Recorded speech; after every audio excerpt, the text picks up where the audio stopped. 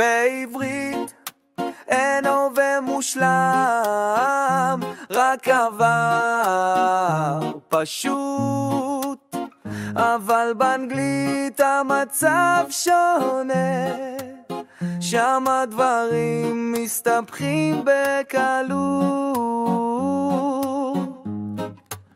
אבל עלייך זה קטן, למדת חזק, עכשיו הזמן לתת בראש, ורק לזכור עם הווה מושלם, צריך להוסיף שם ושלוש.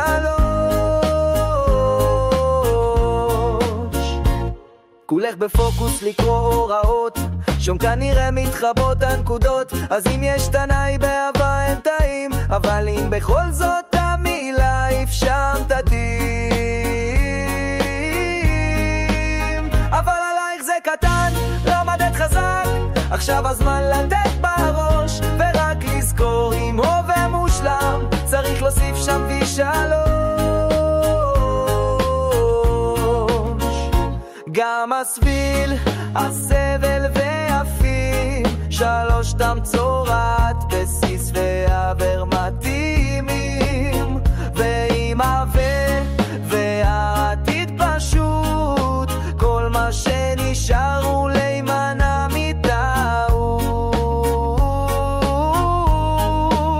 אז רק רציתי לומר שיהיה בהצלחה, סומך עלייך לא תהיה פה הפתעה, יש לך את זה תמיד, זה ברור, תסמכי על עצמך, זה כל הסיפור. אבל עלייך זה קטן, למדת חזק, עכשיו הזמן לתת בראש, ורק לזכור עם הווה מושלם, צריך להוסיף שם ושלוש.